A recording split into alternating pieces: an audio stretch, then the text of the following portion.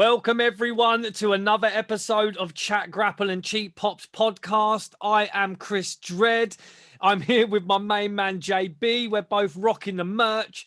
Yeah, man, we got another. It's been a long time. We shouldn't have left you without a dope interview to step to, but now we've got another one. We've been away, baby. Life got in the way, but we're back, baby. How you doing, JB? I am in almost tip-top shape. We have been working hard, and you know we can't play as hard when we work hard, but we've been working on things outside to bring in, and my main man Chris has done it again.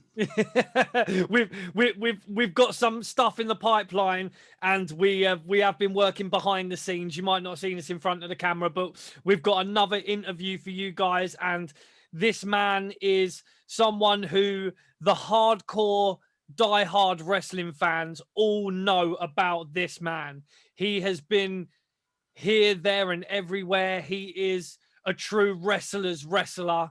Absolutely. You know, he has worked with some of the biggest stars in the business when they weren't necessarily the biggest stars in the business, when they were building themselves up. He has helped bring through so much talent. It's just unreal. So yeah, man, I'm gassed, bro. I'm gassed. So, and JB, before we dive into this interview, we love for you to follow us on.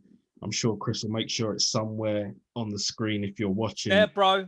At Chat Grapple Pops. You can find us on Facebook, on Instagram, on Twitter, all with the same handle.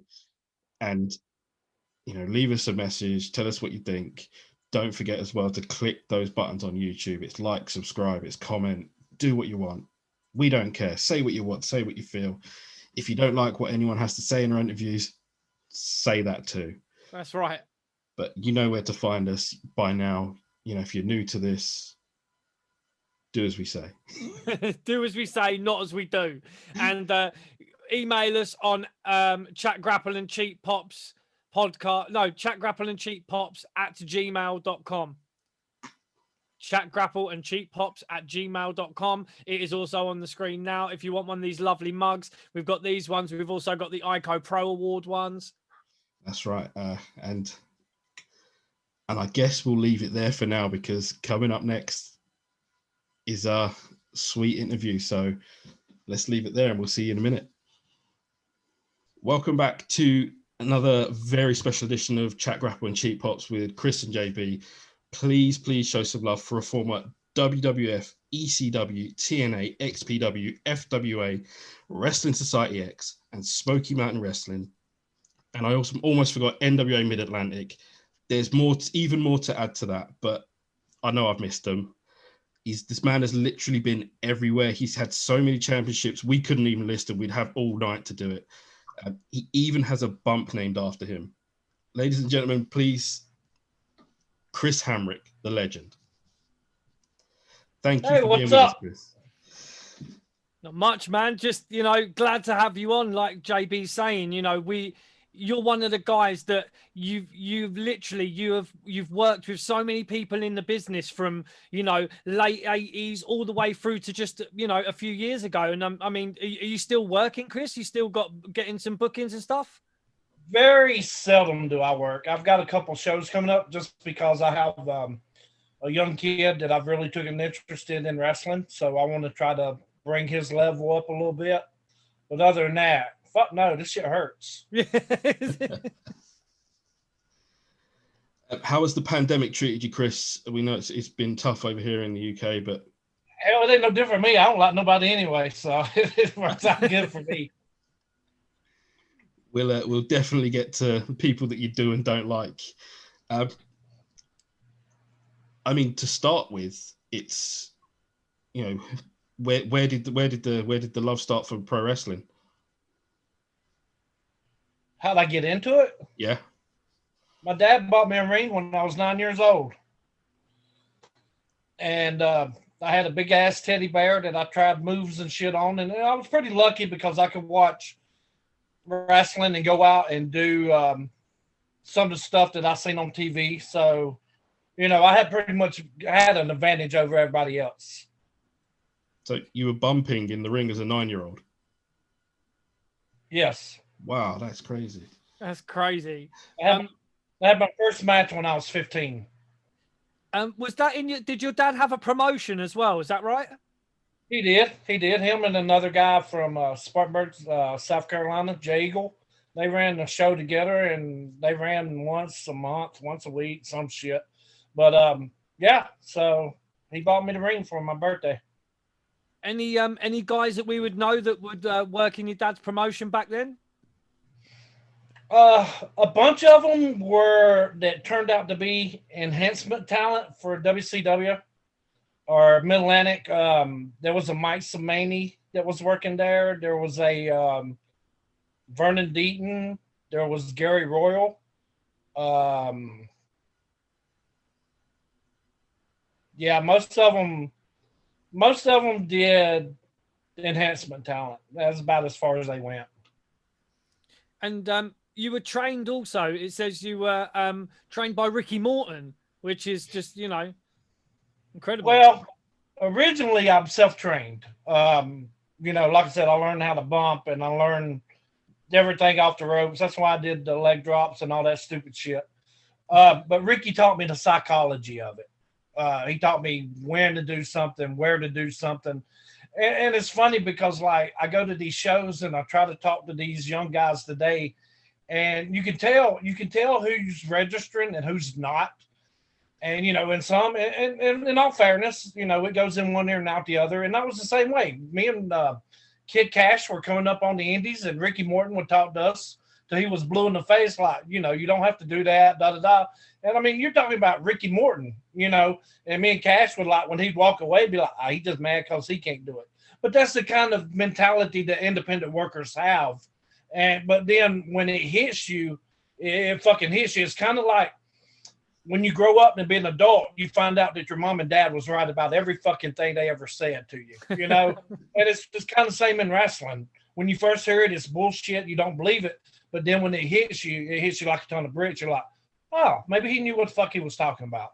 So, I understand you can't get mad at guys for not listening to you. All I can do is offer to help you.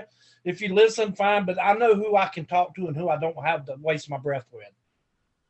Yeah, it's funny because talking about yourself and Ricky Morton in the same sentence, you guys could sell, and you knew about when to sell and stuff like that. What do you think about wrestling at the minute? Do you think that there's not enough selling going on? I'm a big time fan of today's wrestling.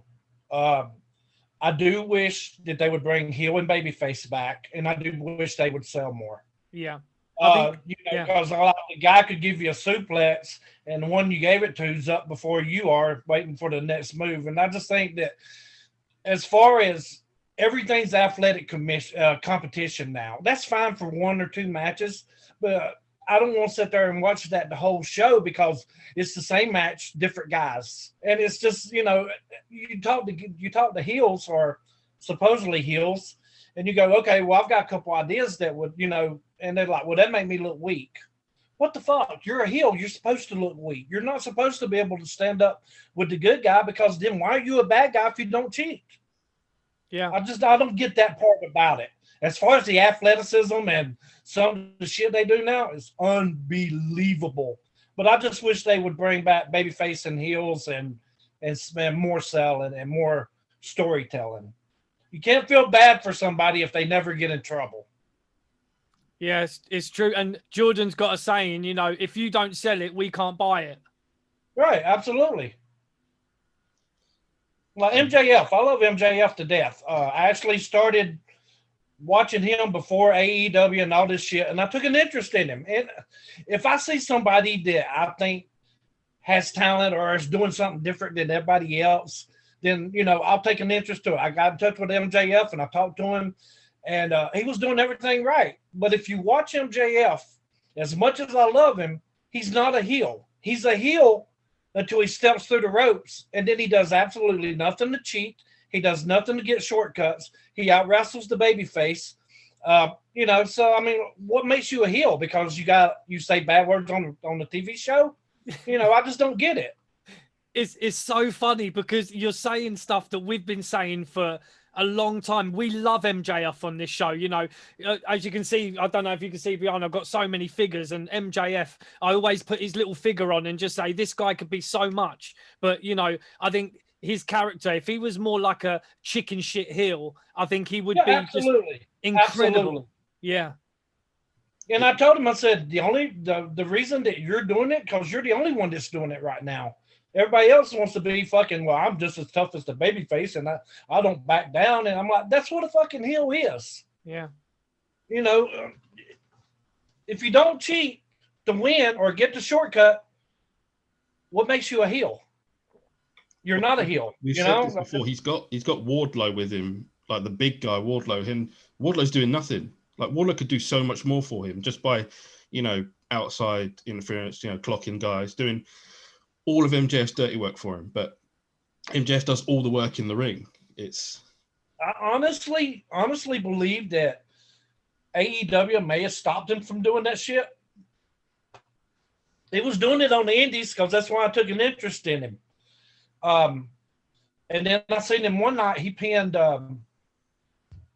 Swerve. What's his name? Black guy in NXT, Swerve. Oh, Isaiah Scott. Anyway, he beat him right in the middle of the ring at a CZW show for the title. I called him. I'm like, what the fuck were you thinking? He goes, that's what the promoter wanted. I went, well, the promoter's a fucking idiot because he made this babyface champion look like an asshole because you out-wrestled him and beat him without cheating. So, I don't know. Maybe I'm just stuck in the times or whatever, but I honestly believe that would still work today. Man, I'm just happy that MJF and Chris Hamrick have been having fucking conversations, man. I think that makes my 2020, 2021, dude. That honestly makes me happy. I did. I got something, you know, I watched him on YouTube or whatever, and I sent him Facebook requests, and he, you know, accepted, and then we started talking through Messenger, and then we started talking on the phone and all. I mean, I haven't talked to him in a while, but you know, he would send me things to watch, and, you know, that made me feel good. I got a couple guys that do that, you know, really don't have to have their shit watched, but they want it watched, and it makes me feel good. Jordan Oliver's another one. You know him? Jordan Oliver, did you say? Yes, Jordan Oliver. He was with CZW, now I think he's MLW, maybe? Oh, okay. Yeah, MLW, yeah. Well, I mean, it's that thing. He was getting over as a heel, and I took an interest to him. And then one day he sends me a match, and I'm like, well, you sold the leg, and then the next thing you did was a springboard drop kick. He goes, well, I wanted the people to think that was my last-ditch effort. I went, you don't give a fuck what the people think. You're a heel. Yeah, why would you care? So I was like, you know, then he turned babyface, so we're good again. you got to listen to Chris Hamrick when it comes to being a heel, because we was watching the you versus AJ Styles, and you were shouted to someone in the crowd, oh, he's just pissed because I did his mum when she was a teenage rat or something like that, and it was just it was hilarious, you know. So some of the stuff the banter you have with the crowds is brilliant, man. Really, that was the fun part of being a heel. I mean, I know you can't say the shit that you could say back then. But I mean, that was the fun of being a heel. You could say what you wanted to and try to get the people up, and, you know, that was part of your job. It's I mean, we're a retro, you know, podcast in general. Like, we always go back and watch older shows now. Like, you know, we were kids when these shows were on, and it's you know, chicken shit, as Chris said, heel stuff, you know, that gets the fans riled up. Some of it just doesn't rile the fans up now. They just cheer it anyway. And yeah, to me, a heel is a chicken shit piece of shit until he gets the advantage by cheating, and then he's the baddest motherfucker in the world. Yeah. That's what a heel is. It's true, man. But there are no true heels. Everybody wants to be liked, and I just don't get that, man. You got to have somebody to boo, and you got to have somebody like, but you got to give them a reason to boo you. Yeah, I mean, but like we were saying, you can't build up you and have these like super over baby faces unless they've got an equal like heel character to kind of work against, who's kind of trying to fuck them over at every turn, you know, and doing all this stuff to kind of, you know, going against them. You can't really have those super over heels unless you've got, a super over baby face, unless you've got those real chicken shit dirty heels. You know, it works both ways. Yeah, it's like everybody's equal, and that's so stupid. Yeah. Nobody wants to. You got to have somebody to boo and somebody to cheer. Working in Smoky Mountain, is that what Jim Cornette was trying to get over like every week? Well, that was old school, period. You know, I mean, it was still good guy versus bad guy. And down south, we have it more of where you still could get by with that. That fucking ECW did away with babyface and heels, I believe, because then it was more of a, I'll cheer you if you're talented, or if you can entertain me, or you know what I'm saying. If you can't, then I'm gonna boo you the fuck out of the ring, and you're not gonna get to wrestle. But I think they did away with babyface and heel, and it came more of a respect thing. And I think that's where they ran with it. With down south, there's really not a whole lot of smart fans down here, and they still want to see good guy versus bad guy. You know, that's what they come to wrestling for. I think it's kind of like that in the UK as well. Like, we love to cheer the good guy, but we love to boo the fucking bad guy. No, you don't. Me and Tracy and Steve Carino came over there for 1PW, and we were heels, and nothing we did, these people would boo us. Nothing. I think that was way more of a respect thing. Yeah, like, I can't imagine they were gonna be. Yeah, but we were cheating and everything. I mean, we were doing everything that we could to be heels, and these motherfuckers were still cheering us. I think we've lost Chris. He's frozen on us at the minute. Whilst that tries to figure out, I will. Yeah, you worked in the WWF when it was still the WWF. I mean, how long had you been practicing the Hamrick bump? I was actually on the indie show, and I used to do the thing to where I would run across the ropes. They would be on the second rope, and they would move, and I would hit the second rope and bounce back in. Well, one day I overshot it, and I hit, and the floor is smacked, and everybody in the building was just like so quiet, and I'm sitting there going, "Oh shit, that didn't even hurt." So wow. The nerve was getting up to do it the second time. After I did it the second time, it was just like a natural thing. I never got hurt doing that bump. Never.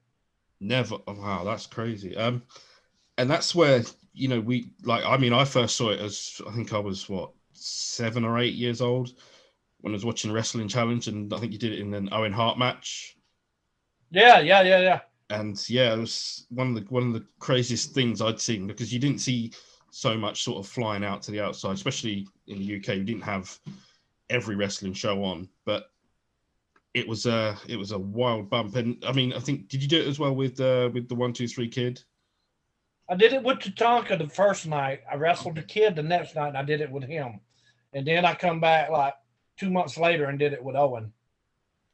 Well, see, the funny thing is, like, when I did the bump, they had monitors in the locker room.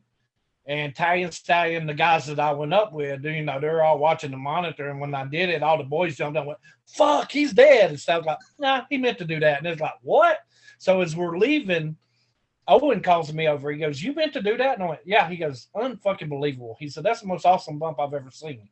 And he told me, he said, "I wish they'd let me work guys like you." He said, "They got me working fat motherfuckers won't even jump up for a suplex." And I'm like, "Well, keep your dreams alive, Owen. It'll happen one day, maybe." And he actually requested me later on. So that made me feel good. And the thing about it is George Steele was an agent, and he called me over and he says, "I've got heat with you." And I went, "I didn't do it. It's Ricky Morton." And he goes, "I try not to sell when he comes in matches." He said, "You done brought me out of my seat twice with that bump."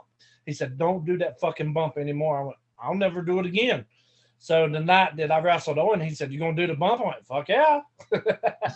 So if you actually watch the match, you can see Owen turn around so he can watch it. That's I'm gonna have to watch that back and see him do it. I mean, it has been named the Hamrick bump. Like, I mean, every now and again, a wrestler gets like some sort of move named after him or something they create themselves. But I think the Hamrick bump was something that people created. Like, how did that feel? It was cool because, like, I was so far behind in getting on the computer And then like I got on the computer. This was like 10 years later. I got on the computer and somebody's like, Chris Hamrick. There was a jobber named Chris Hamrick. And he did a stupid bump or a silly bump or awesome bump or some shit. And I'm like, holy fuck, it's been 10 years and y'all still talking about that? And that's what I get. It's because like guys, like, oh, I laughed my ass off. Went, all right, well, tell me something that you did fucking in 94 and people are still talking about it. I'll wait. I mean, I wouldn't call it as silly, but I think it was we think it was a great bump, like it was something different as well. You didn't, like I said, it was Wrestling Challenge, I think it was, or something like that. And, most of the time. Another thing is when I did it with Tatanka, he slingshot me in on the hard way. And after the match, Vince McMahon told me, he said, we've never done this before. We showed it again in slow motion. 2 months later, they come out with double feature. That's insane. In your time in the WWF, was there anyone that, was there anyone that you didn't shine to, didn't quite like, didn't enjoy working with? Bret. He was a dick. He was champion then, so he really thought he won that belt. But yeah, he was a total dickhead. Everybody else like with the bump, they kind of wanted me over to their side. You know what I'm saying? Yeah. Everybody was putting me over. The biggest night was we were sitting there one night and I was in the hallway and Shawn Michaels comes up and he goes, hey, somebody told me you did that bump by accident first time. I looked around like, who the hell is he talking to? And I looked and I was the only one there and I went, oh shit, he's talking to me. And we talked a little bit. And I couldn't tell you 10 things of what he said because the whole time I'm like, this is fucking Shawn Michaels. This is great. And then later that night, Mr. Perfect talked to me about it. And I went, wow, you got two of the greatest bumpers in the history of wrestling talking to me about something that I did. So that made me feel real good. Did you have any other interactions with like Shawn Michaels and the Clique or anything like that, like around that time? I wanted to work Shawn each time that I went up there, but something was wrong with him each time. I mean, I didn't care if I was going to be doing the job or whatever. I was going to have fun working with Shawn Michaels. And he's the one that I never got to work that I really wanted to work. And that's any sort of like, I mean, I'm jumping around because I'm still trying to get Chris back onto into our call, but any like good or bad memories of Paul Heyman? You know what? I didn't see Paul a whole lot. By the time that I got there, Dreamer was doing everything. Paul would come in a couple of times. He intimidated the shit out of me because I knew just like that he could have me out of there. You know what I'm saying? He did. I mean, like, okay, I got hurt one time. New Jack dropped the elbow on my ribs. Totally accident. He had just done the table dive, and he rolled over and asked me, was I okay? And I'm like, yeah, fuck, that didn't hurt at all. And he thought I was going on my back, and he dropped his elbow, and it went right in my ribs, and that hurt. Well, Tommy said, well, if you can't come back, we'll still pay you, whatever. So I came back. So they put me as a manager for him, Julio and Easy. And, I mean, you got to think about it. The managers that you had Paul, you had Louis Dangerously, you had I can't really even remember, but nobody took bumps or ran their mouth or, you know what I'm saying? And so you had this little heel fucker that was running their mouth and taking crazy bumps. And so I actually think they may have thought about keeping me as a manager. And I'm like, that's fine, but I want to wrestle. So one night I gave Tommy Dreamer a highlight video. And I said, hey, this is just a reminder of, the shit that I can do. I mean, I don't mind managing. I'll referee if that's what you want me to do, but I would like to work. So he took it home and he said, me and Paul are going to watch it this weekend. I went, okay. So I walked back in. He goes, Paul fucking loved it. Well, Paul, we were actually in the locker room. Me, Easy, Julio, Joey Christian, and Electra. We're in the locker room. And Paul, he opened the door and he's like, hey, I just make a special appearance. Let y'all know I'm here. He closed the door and he opened the door back and he goes, Hamrick, watch your DVD. Fucking loved it. And then from that night on, I started working again. So, it was just like, I didn't care to manage, but I wanted to work, Yeah. But Paul, he was barely there. Yeah. And we can welcome Chris back because he is here. Chris, can you, just say something so we can hear you? Yeah. Can you hear me? Yeah. Yeah. I Chris, don't know what happened. If you didn't want to be on this damn thing, all you had to do was say so. You ain't got to be that way. We can only have one Chris on the podcast, Chris, man. And, you won that battle and it just fucking chucked me out. So, my computer's never done that on all of the shows we've done. It's just, it must be that Hamrick energy, man, just overflowing. I was just getting excited talking about being a heel and stuff. So what did I miss? You were talking about ECW, right? We talked briefly about the WWF and Chris's likes and dislikes. We talked about the Hamrick bump. We did move on to ECW. Chris said himself that he didn't really see Paul Heyman much, but would like to, ask you more about ECW and some of the good times you might have had there. Oh God, I love ECW, man. You want to talk about intimidating though? Me and Jason, Easy Money, got a tryout in Columbia, South Carolina.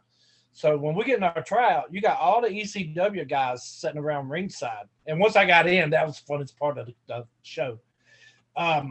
But we got probably 10 guys trying out. And me and Jason actually talked our match out and stopped at a parking lot and walked through our match, an empty parking lot on the way down there. So the first two that tried out were terrible. And Sandman jumps up on the apron. He's like, what the fuck was that? Get the fuck out of the ring. Matter of fact, get the fuck out of the building. We're like, fuck, no pressure there. And we were the last two to try out. And so we had our match, and Cash comes up and he goes, hey, man, y'all going to have your match again. I went, okay, but why? He goes, well, Tommy Dreamer got here late, and he's agreed to watch you two guys. So we did our match again. And by that time, we done got back, got dressed, and I was wanting to wait and hang out with New Jack because I hadn't seen New Jack since Smoky Mountain. Well, we're standing on stage. Tommy Dreamer comes out with a piece of paper. He goes, okay, Cash, you and Chili Willie against your two boys' first match. Well, it went right over my head. And then I was like, wait, fuck, Cash, we're your boys, right? And he goes, yeah. And I went, we're working tonight? And he goes, yeah. And I went, holy fuck, yeah. And the cool thing about Cash is during the heat, they could have went in. Tommy told us we had 6 minutes.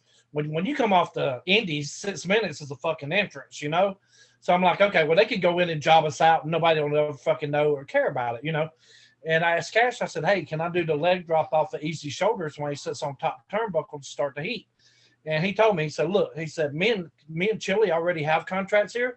Y'all go out and get your shit over and get a fucking contract. That's what I want. And I went, wow, that's cool as shit, So, and then after the match, Cash go talk to Dreamer, and we talked to Dreamer. He's like, well, if it's profitable, you could come, if not, I got to use my guys, blah, blah, blah.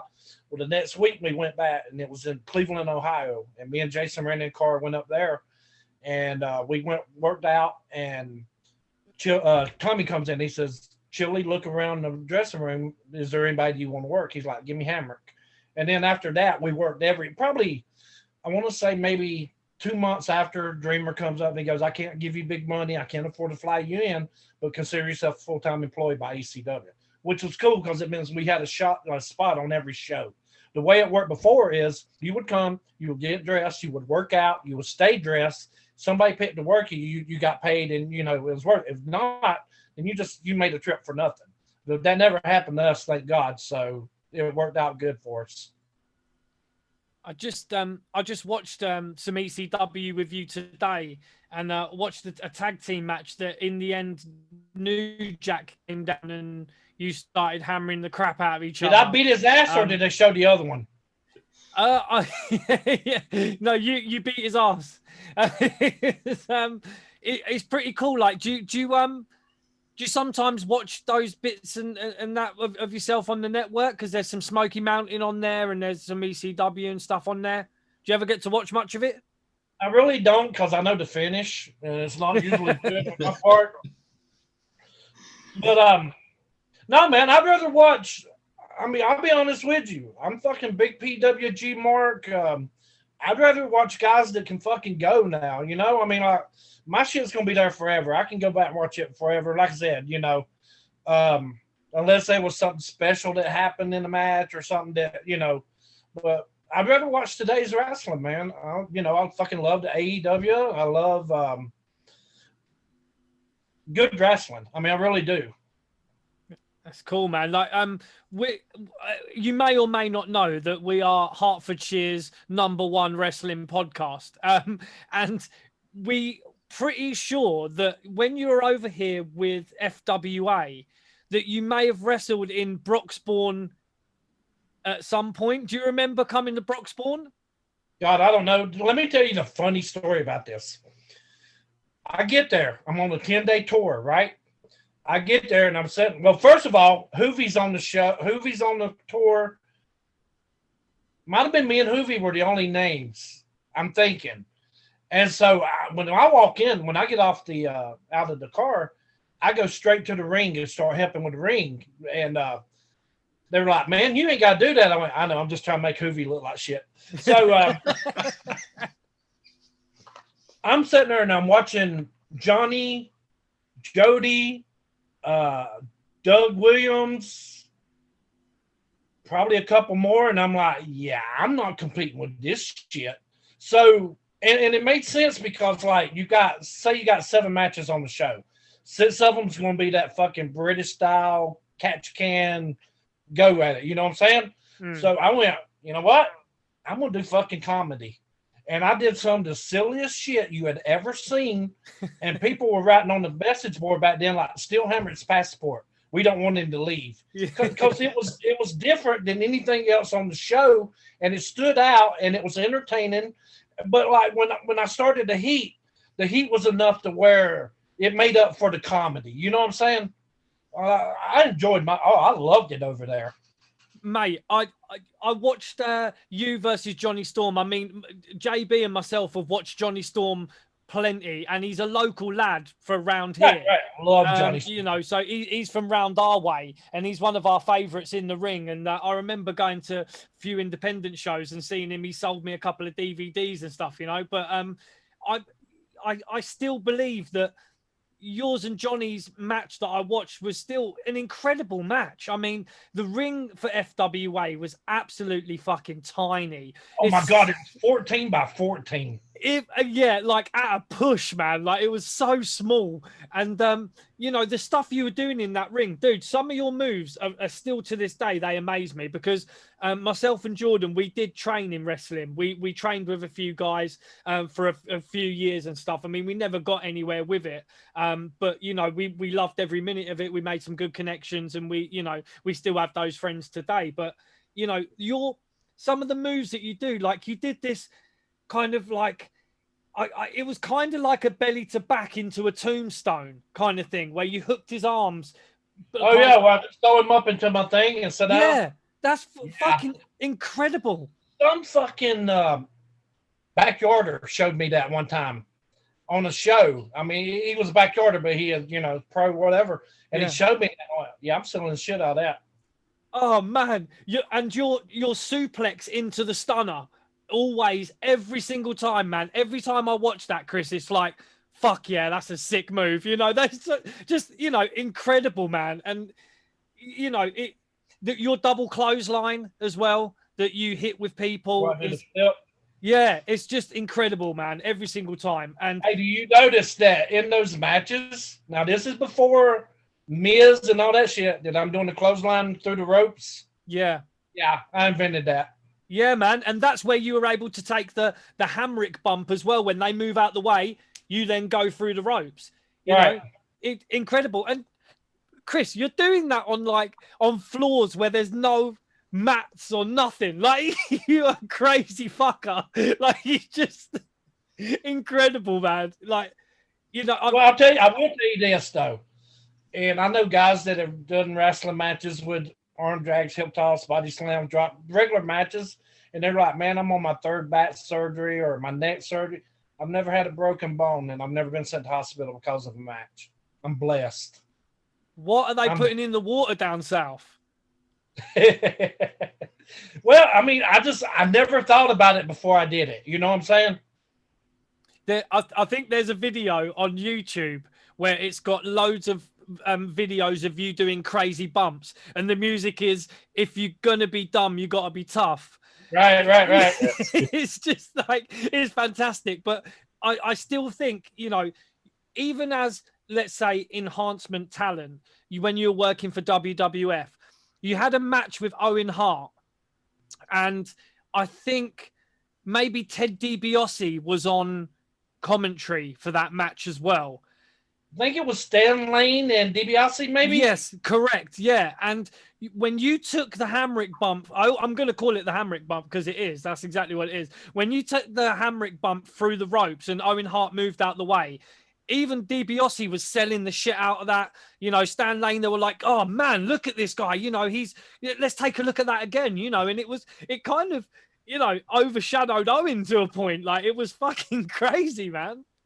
Owen loved that bump. He actually loved that bump. Have you got any Owen rib stories? I don't, because he didn't rib me, because like I told him, the first time I did the bump, Owen called me over as I was leaving. And he's like, you meant to do that? And I went, yeah. He said, unfucking believable. He said, that's the most awesome bump I've ever seen. So then, like, the next time that we went, Owen met me out in the parking lot. We had just got out of the van. He goes, I'm working you tonight, right? And I went, I don't know. I ain't even been in the building. He goes, yeah. He goes, as soon as I got here, they said, you're working that kid that does the bump through the ropes. He said, you're famous for it up here. And I went, he goes, you want to do it? And I went, do you think I should? He goes, fuck yeah. And I went, all right, we're there. Like I told him, if you watch the match, you can see Owen turn around to watch the bump. It's crazy. Owen was hot at that point as well. He really was so cool. God, he was so cool. I will tell you one thing. He was, I want to say, fuck, was he babyface or heel? He was heel because I worked. Maybe the first time I went, he was babyface. Anyway, Brett was getting the shit beat out of him by maybe Bulldog, Luger, and somebody. And Owen was supposed to make the save, right? Well, Owen is sitting in the chair in front of the monitor, and they're like, Owen, go, go, go. He's like, hold on, I'll see what happens. He was in no hurry whatsoever. But one of the best ribs I ever heard was he was mad at Luger about something, and he would get in there. And this just shows you how a wrestler can determine how your match goes. He would tell Luger to body slam him or press him over his head, and he would fucking dead weight him. And Luger would have a problem getting him up there. But then he would tag fucking Davey Boy, and Davey Boy, you know, he would jump for Davey Boy high as he could. So he made Luger look weak and made Davey Boy look strong. And people don't understand, for a good wrestling match, it takes two guys. You know, one guy can fuck a whole match up. Yeah, it's a dance for sure. Chris, I have a question. It's a two sort of pointed question. Was there anyone that you worked with like a little bit later on that you just knew that was just can't miss? You know, they would get going places, and they did. They just turned out to be special. And on the other side, was there someone that you felt was, you know, definitely going to make it and just didn't quite get there? God, I don't know. I feel kind of bad at sometimes because, like, I wish that I would be a little more open in the locker room. You know what I'm saying? Like, to me, and I know people are going to find this funny, but I'm shy. If you come up and start a conversation or whatever, then, you know, I'll go. But as far as me coming up and introducing myself, you know, I don't know if you know me or not. You know, I'm not going to come up like, hey, well, you should know me. If you're a wrestling fan or if you're in this business, you should know me. I don't know.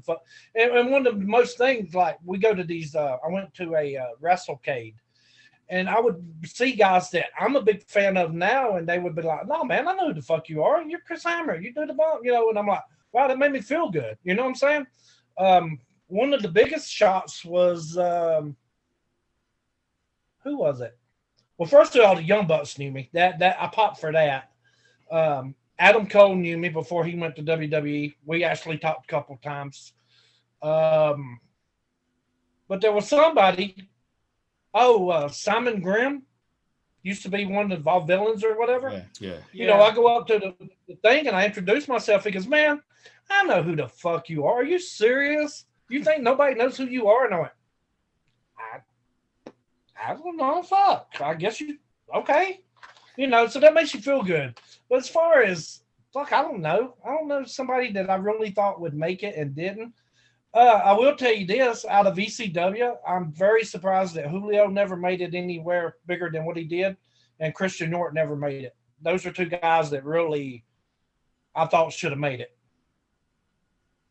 As far as the SATs should be millionaires. Do you know them guys? The Maximos, Jose and Joel, and Red? Yeah. Those guys should be millionaires because they invented so much of the shit that is being done today. It's unbelievable. It's crazy who gets the pushes and who don't, right? Yeah, it really is. It really is. Well, Ricky Morton always told everybody that if Chris Hamrick learned to keep his mouth shut, he'd make $1 million in this business. So I thought Ricky could fuck himself. So do you reckon he was right though? Is that why he's having to go fuck himself? I figure I probably lost more bookings by this right here instead of not being able to work. You know what I'm saying? But I mean, and it just goes to show you, man, you could be, a good worker and something else could keep you out. Yeah. I love to have fun, man. I love to have fun, and I say what's on my mind.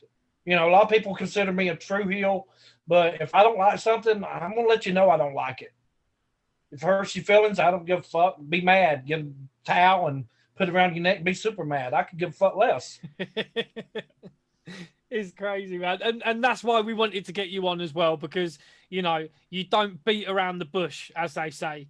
Well, when I first came to FWA, right, I was originally booked, and then XPW asked me to cancel my bookings because they needed me for their 2 shows in Pittsburgh. And I'm like, okay, you're asking me to cancel 10 shows for 2 shows. He goes, well, we're putting the tag titles on you and Tracy, and we need you there. So I actually canceled, and I got Chris Chetty the bookings. Well, SPW decided they were going to fucking close down. And I'm like, well, this is great. And luckily, Chris had to cancel, and I got back on the shows. So I get there, and Alex Shane is showing me a newspaper article, and it has this much about Hoovy, has this much about Chris Chetty, and this much about Alex Shane. And I'm like, damn, Dusty, who you trying to push? And just joking around. Well, he got hot about it.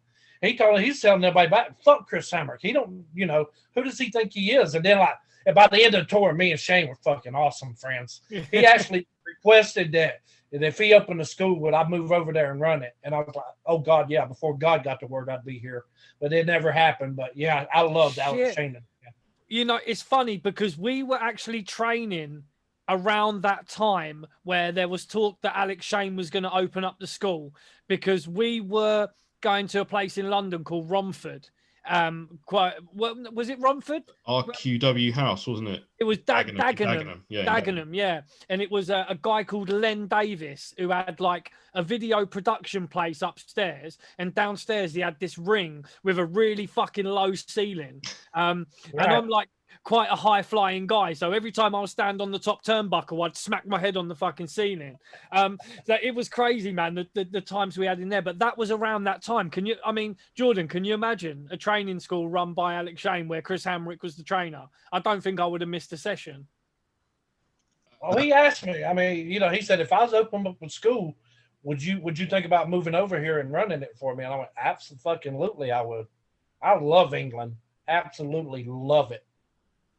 Man, we would have loved that. That's great. I mean, FWA as well, at times, it got fairly big over here. We had Alex Shane was really pushing it, and we had Mick Foley come over. We had Christopher Daniels, we had AJ Styles. We were having some quite big names coming over. And for whatever reason, I don't think many of them won the All England Championship, though. Yeah. Wasn't that the only American to hold that at the time? Pretty sure. Yeah, you were the first. Yeah, you were the first American to hold it. And that wasn't even planned. It's just that I got over so much doing that comedy shit that they decided to put that belt on me. Who did you take it off? And I wasn't even supposed to. I'm sorry? Who did you take it off? Did you take it off Johnny? I want to say it was Johnny. Yeah, I believe it was Johnny.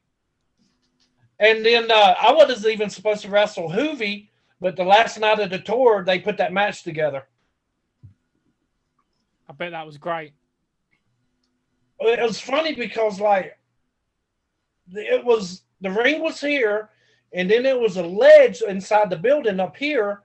And before the people come in, you really don't really feel it till your adrenaline's kicking in. And I'm like, Hoovy, I wonder if I could jump from here. You move, I missed a leg drop, and I was like, I wonder if I could clear the rope. But I mean, I jumped over halfway in it when I did it. But yeah, it was fun. And I'm gonna tell you the funny story about it. Hoovy put me in a stretch, right? And when he stretched me, I farted on him.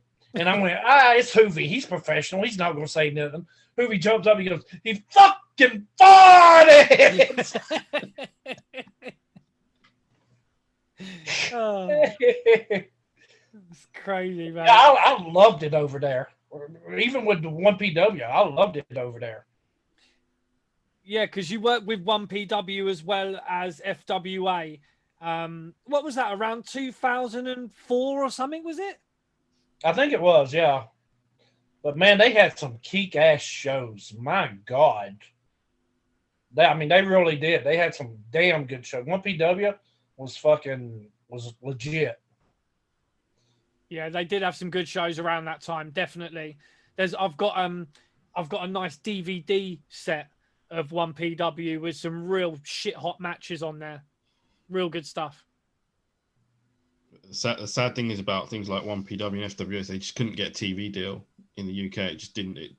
It was almost dependent on getting something like with a bigger scale. Right. Yeah, it just couldn't get to TV. I don't know why. Like, it did get to some really small channels, like with very, very low sort of output. But it was a shame because, again, we went to a lot of FWA shows, especially around Hertfordshire, and it just didn't pay off. But it was 1PW was good fun. Yeah, because I mean, even Jerry Lynn was coming over here. I remember. Yeah. Jerry Lynn was a regular over here. It's a shame really because in England we do get some really good independent shows that get some really good talents come over, like American guys. We have one of the best guys I've seen come over was Gangrel as well. He was a regular over here. We've seen on the Wikipedia of your list of championships that you've had, there was one that was All-Star Wrestling. Now, was that Dixon's in the UK or was that an American All-Star? Most of it Americans. I never worked for Dixon. You never worked for him, no? Nope. Did you ever? You're not booking me. In 2001, when WCW when ECW folded, did you ever get the call from WCW or WWF like around that time? Okay, I was under contract with WSX. Was that the one, the MTV deal? Oh, mate, we'll talk about that as well. Yeah. I was a huge fan of that, and I was gutted that it didn't go anywhere. Okay, so Tommy Dreamer calls me. This is when they were going to bring ECW back. And he goes, I'm offer you a deal with the ECW, blah, blah, blah. I said, okay. Well, I said, as a matter of fact, I was actually coming to England because I was going to Canada for a month, and then I was coming to England. I said, as soon as I get back, I'll let you know, and you can send me my deal. So I got back, and I'm like, where's my deal? He's like, well, you're under contract with WSX. I went, well, technically I'm not because I forgot to sign a couple places. They sent me back in the mail saying sign it and send it back, and I just never sent it back. And I said, well, if I can get out of my deal, I get a contract. And he goes, yeah. So I called Kevin Kleinrock. He's like, yeah, we're going to let you, New Jack, Justin Credible, and maybe somebody else out of the deals. So I called Tommy and said, hey, I'm out of my contract. Can I get a deal? And he's like, well, they're not interested anymore. And I went, well, why would they be when they could have Mark Henry? So that was the closest it ever came. Because when ECW folded around 2001, didn't they have one like show or pay-per-view that was kind of branded something else? Was there a show that they had after? I don't know. I remember WWE had that ECW December or some shit. The worst pay-per-view ever. Yeah, Did you ever get the calls for One Night Stand? Because they did those as well. No, I never did. Damn. That's the ones I was talking about, the one night stands. Yeah, I mean, Shane never even booked me for the shows that he was running. What the hell was it? The House of Hardcore or something, wasn't it? Nope, never heard. I mean, me and Tommy were real good friends, but I can understand. I mean, he had a lot of good talent up there. You worked in TNA as well, right? For a little bit under a mask. No, that was Crimson Dragon. I don't know who the fuck you're talking about. Oh, okay. So I get there, right? I go do my tryout, and fuck, I don't remember. Somebody comes up and says, "Hey, Jerry Jarrett's been wanting to bring in luchadors. Said you fit that style perfect. Would you be objected to wearing a luchador outfit?" And I went, "Am I getting paid?" He goes, "Yeah." I went, "Well, fuck no, I'll do it." So he called me, and he goes, "Okay, well, we've got the outfit. Don't worry about it." So I get there, and it's a red pleather outfit that I wore in ECW, just without my name and a white mask. And I went, "Yeah, nobody's gonna know this is me." I said, "Fucking Ray Charles could tell this was me." So, but the thing about it is okay, so I wrestled AJ and Jorge Estrada in the 3-way, and it was a very good match. Yeah. And they brought me back the next week, and I was working Sonny Siaki. And I don't know, I guess in my mind, I put my job to me was to put him over, and I made him look like $1 million. And I may have fucked myself out of it because I made me look weak in doing so. You know what I'm saying? And I don't know. After that, they never brought me back. So I really couldn't tell you. Is that when you went to XPW afterwards? Probably so, yeah. And I'm gonna tell you what, I had a fucking blast in XPW. I know they were the heels of the wrestling community or whatever, but man, I had a blast there. I mean, I've got a few XPW bits and bobs like DVDs and stuff. And there was something called After the Fall. It was an event, and it had like so many people on there. I think there was like Jimmy Hart, you know, the Nasty Boys, you know, like they were packed with talent around a certain time. They had loads of people. Yeah, I don't know. But I mean, the thing about it is I would suggest somebody to them, and we had a bunch of ECW guys, but you know, according to the people, they were the shits now, and blah. Just 2 months earlier, you know, they were fucking holy shits and the best thing on pay-per-view. So whatever, you know. But yeah, I had a blast there. Really did.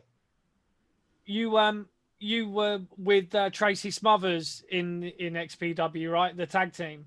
I was Southern Comfort. Yep. Southern Comfort. Yeah. The champs as well, right?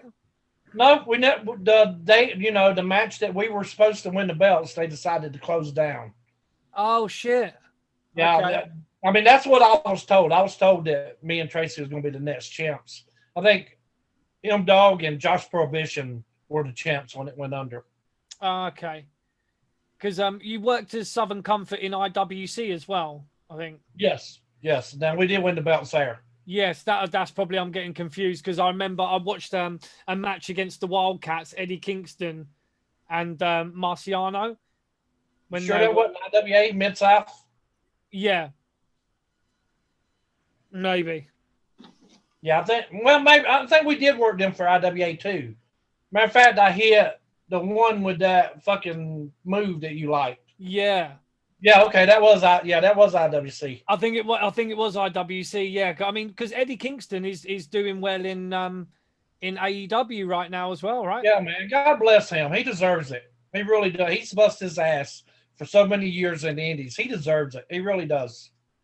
He looked fucking fresh faced when you guys wrestled there, man. He looked real. Oh yeah, baby face. Yeah. Yeah. Is there? I mean, do you watch any WWE at all? Like, is that something that just off your radar at the minute? WrestleMania. I watch WrestleMania, and I couldn't watch it without the crowds. I'm sorry. I usually try to watch every pay-per-view, but without the crowds, I have no interest in it whatsoever watching it. I mean, even if they got the monitors or whatever the fuck, it's not the same. So, and the thing about it is, and it's sad because like I was a big Adam Cole mark. Think of who else is there that I was marked for. Matt Riddle, love fucking Matt Riddle, and I love watching these guys on the Indies. But once they go to NXT, it's just like I lose the desire to watch them. That makes sense. Yeah. Do you feel like they're cutting some of their good stuff off? Is that one of the Maybe, but yeah, I have no desire to watch them after that, unless it's like I said, the pay per view, the whatever. But other than just a regular show, I don't. I'd rather watch a good indie. Yeah, I mean, it can get to the point when it's overproduced, where there's too many changes of camera shots. The promos are a little bit too scripted. You can look at people while they're doing the promo and just know that they're reading the script. It's not coming fresh off the top. It's not Right. in the moment. And sometimes, the indies are great for just giving someone a fucking mic and just saying, yeah, there you go. You've got a few minutes, crack on. Right. The funny thing is, I don't know if y'all have ever seen, God, I don't remember, was it maybe November to Remember or something? Anyway, one of the pay-per-views, it was me and Julio and Easy against Roadkill, Doran, and Spike Dudley. And so I'm getting ready to go out, and Tommy Dreamer goes, "Do you know what you're going to say on your promo, Chris Hamrick?" And I went, "Excuse me, what promo?" He goes, "You're doing a promo about being 3-on-2 or whatever." He goes, "No cursing, Chris Hamrick." I went, "No problem, Tommy Dreamer." So then I get out there and I go, "Hey, it'd be really fair for 3 against 2, but what the fuck?" And then I hit it with a microphone. And I come back and I went, "Sorry." He goes, "No, Paul liked it, so it's good." I went, "Shit."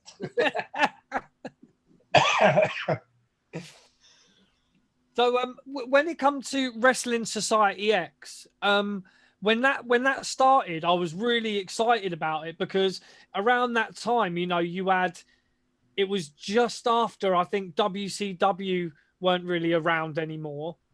Yeah, it was gone. Yeah. It was gone, weren't it, by that point?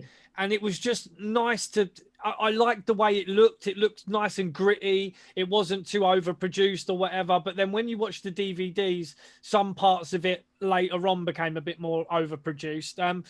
But you and New Jack had some crazy stuff. I swear, jumping out from outside the ring into the ring through tables and stuff like that. What was it like? Who approached you about Wrestling Society X, and how did you get involved with it all? I want to say Kevin Kleinrock called me and asked me would I be interested. And my first question was it pay? And he told me, somewhere around the SPW pay or whatever. I went, well, yeah, hell yeah.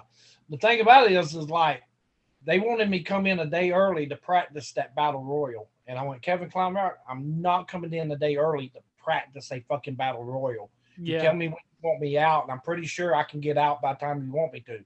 I'm not practicing a fucking battle royal. And that was the only thing they ever did with me was the thing with New Jack. Yeah.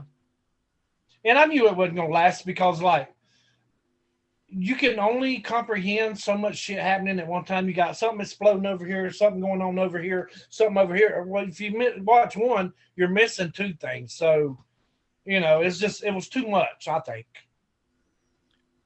I think that the people, because it was MTV, I think maybe a lot of the people didn't really have a clue about what, how things worked. They should have really got a lot more wrestling people involved in it. Because there was some good guys on the show. They had they had New Jack, they had Vampiro, they had like Evan Bourne, Jack Evans. They had loads of people on the show that could actually work, if it was run correctly, but it was, it didn't get past the fucking starting gate, really, did it? I think originally they were going to team me up with Adam Pearce, and we were going to be doing some kind of tag team or whatever, but I don't know. I don't know how to do it. I just like, pay me and shut the fuck up. Any instances of crazy cornet? Of what? Crazy cornet, crazy Jim. Everyone seems to have a story of Jim doing something crazy, and was there any time you might Jimmy? Jimmy Lou. No, I'm asking who's he talking about? Jim who? Jim Jim Cornette. Cornette.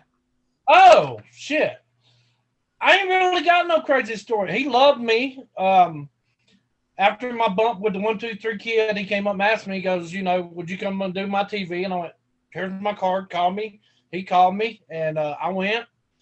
And he's like, well, the people in New York saw the bump. I saw so much more. And so I went from jobbing 1 time a night to jobbing 4 times a night for him. And he just, I don't know. I just one day I was like, I don't feel like going anymore. And I quit fucking returning his calls. And I ain't got no heat with Cornette. I just, he's got opinion about everything, though. Yeah. Yeah, he does. Some of it, right? Some of it's, some of it don't click. That's how he hits them numbers on the podcast, baby. That's how he does it. With those Absolutely, he's working the gimmick, man. Yeah, that's 100% correct, man. He's working everyone, as they say. He's just doing AEW a check every week. Yeah.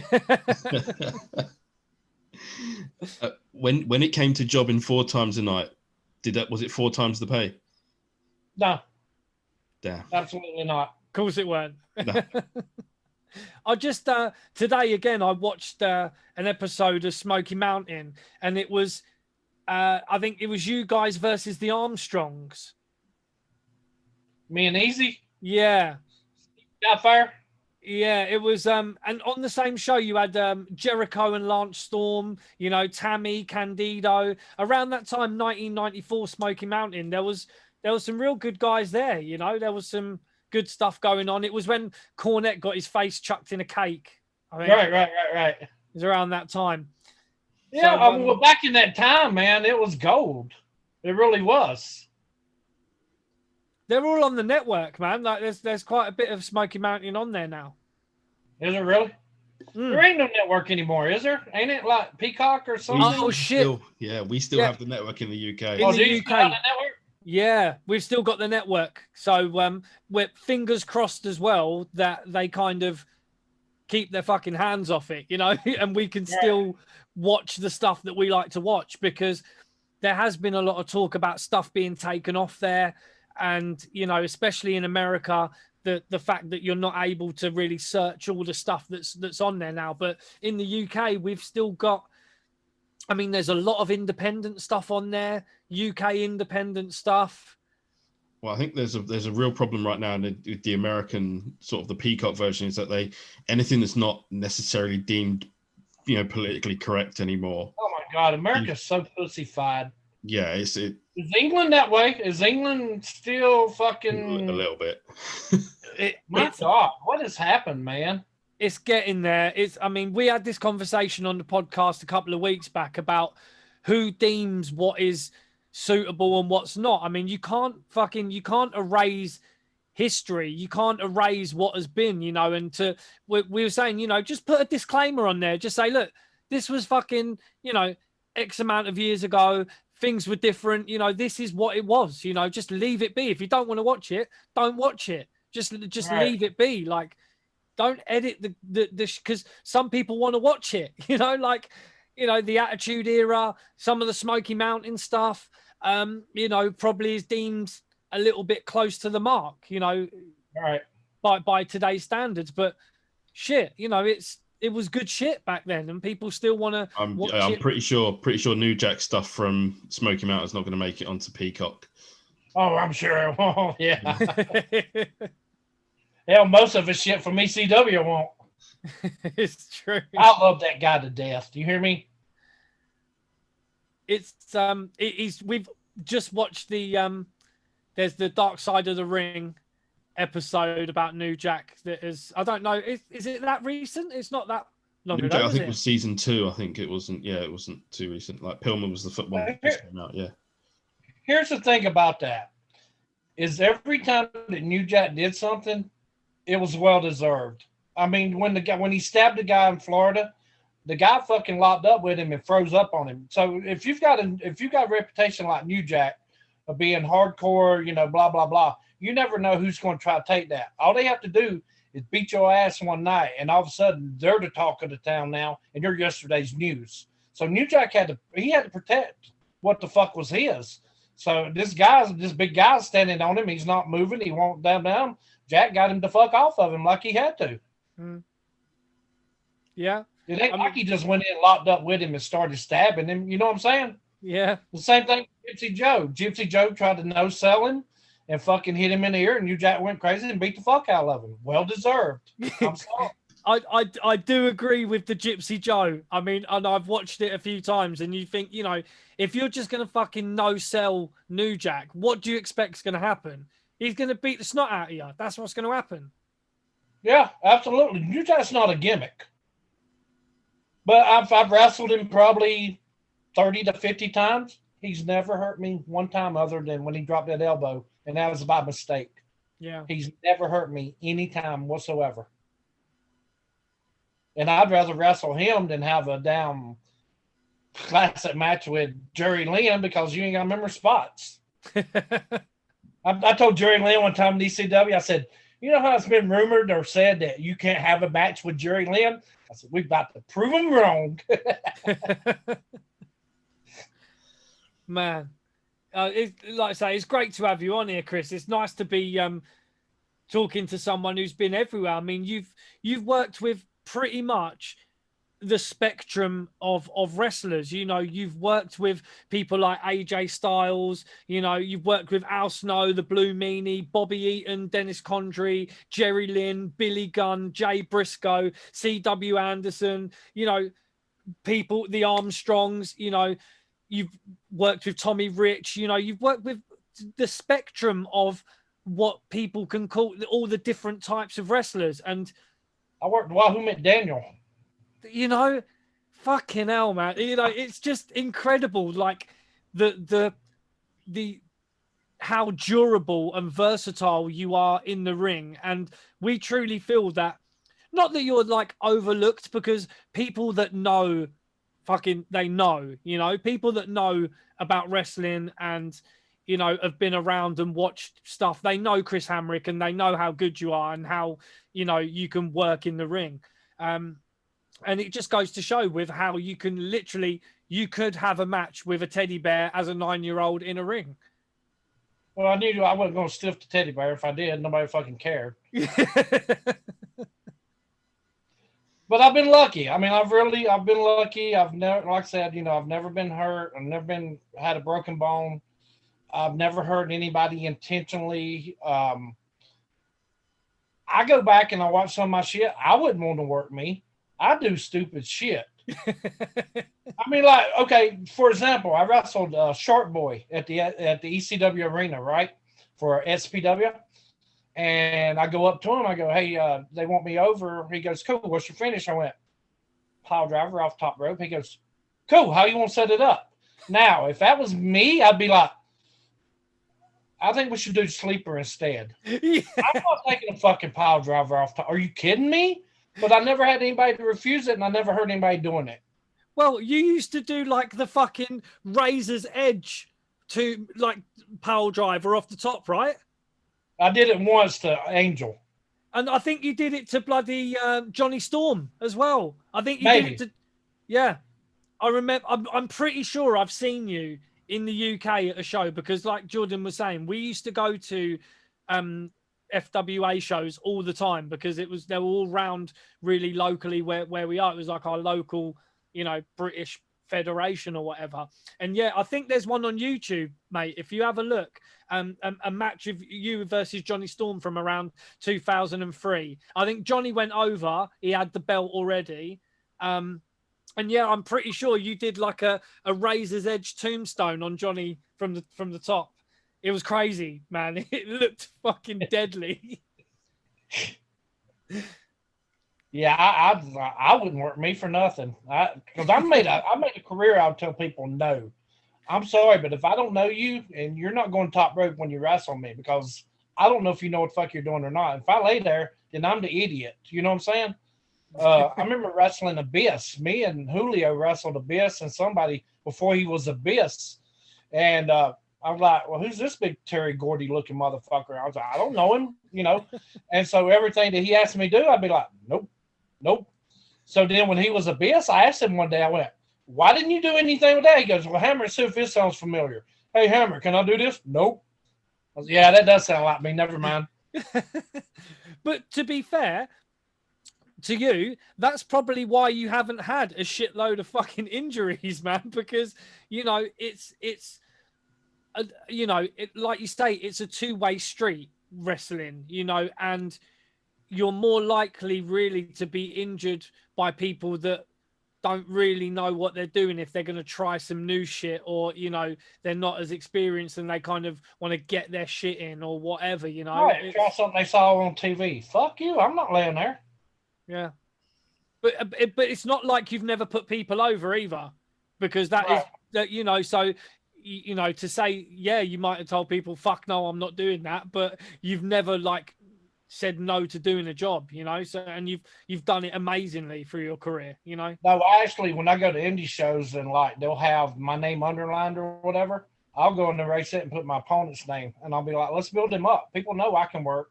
If he beats me by cheating, then there's no shame in that. You know what I'm saying? And that's what you can't get guys to understand. Yeah. You know, I can go out, I wrestle them all through the whole match, and if I've actually done it to where I went in and did 90% of the shit, and then I go to do a crossbody, and they roll through, pull my tights, pin me with one move.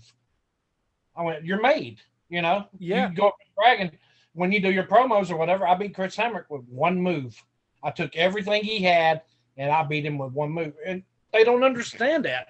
You know, you ain't got to go in and drop me on my head 52 times. Fuck. Yeah.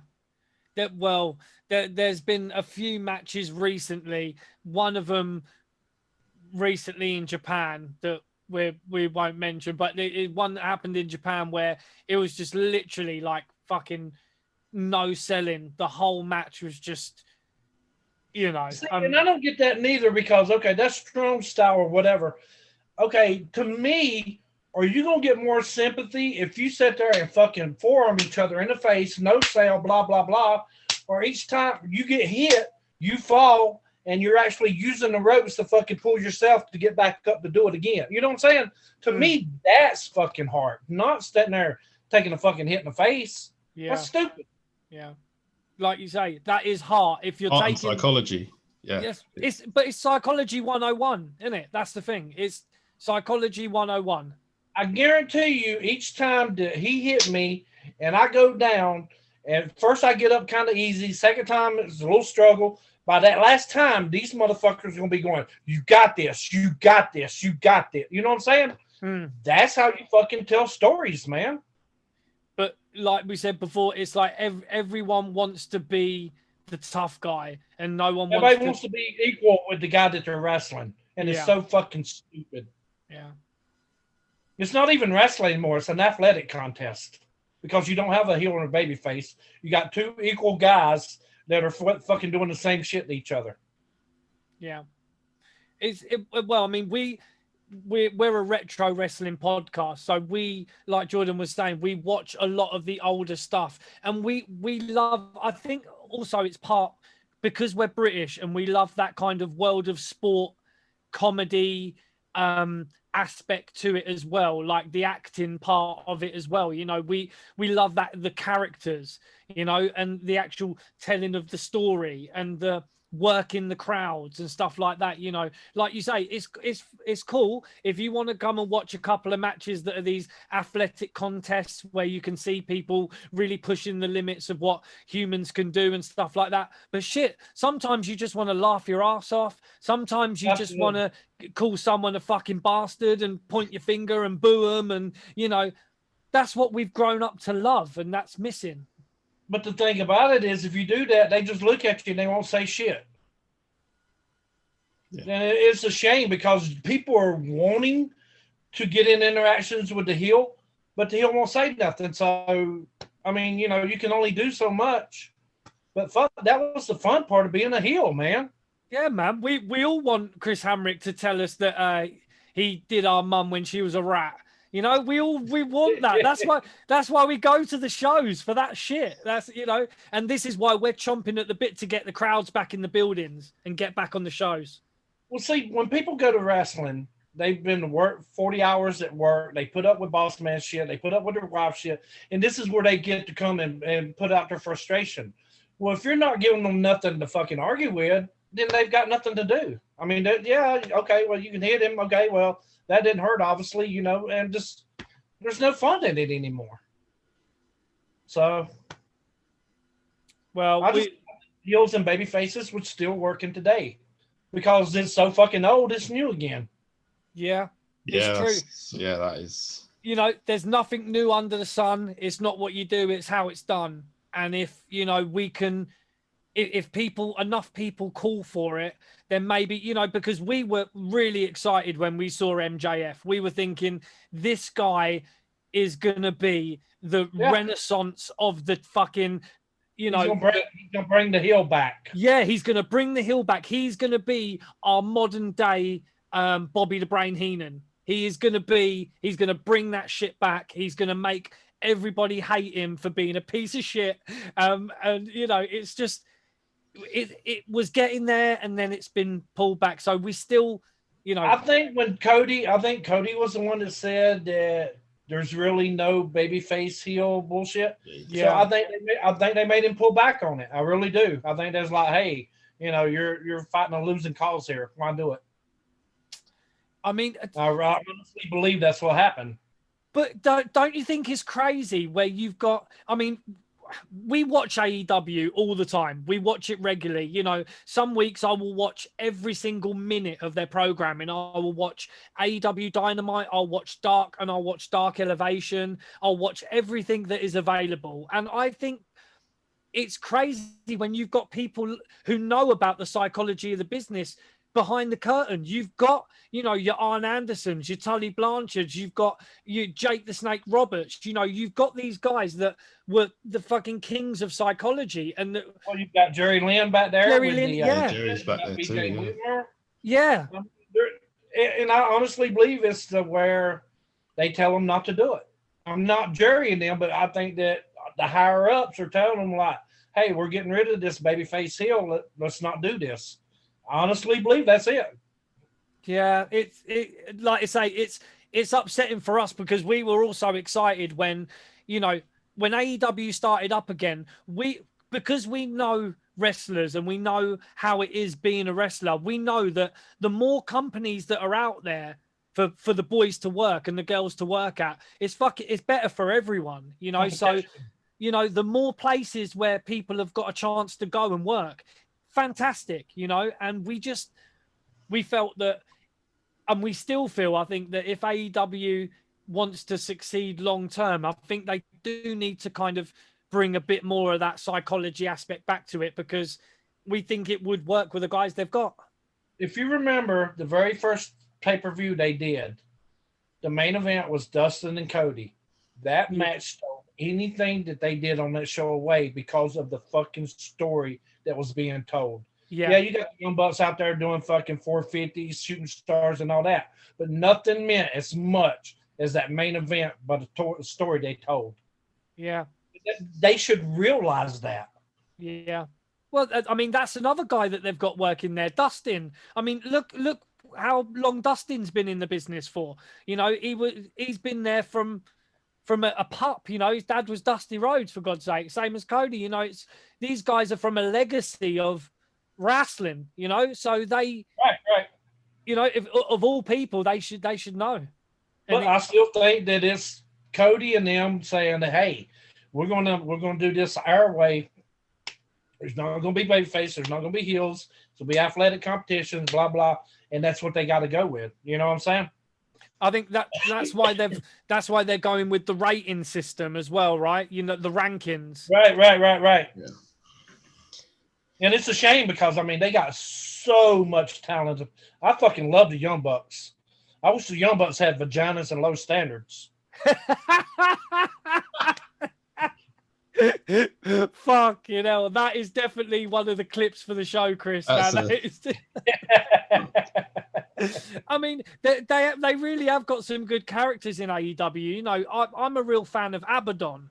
I think if they went old school with Abaddon and had her have a mouthpiece, you know? So back in the days where you couldn't have someone like a character that didn't really talk, you would have a really good manager that would just, you know, Abaddon with a really good mouthpiece. I think. Well, they've got Vicky Guerrero up there, right? I mean, what a great mouthpiece she is. Yeah. Would you not want to do it, Chris? I'm sorry? Would you want to do it? Well, I want to do what? Vicky Guerrero? No, be the mouth. She didn't tell nobody.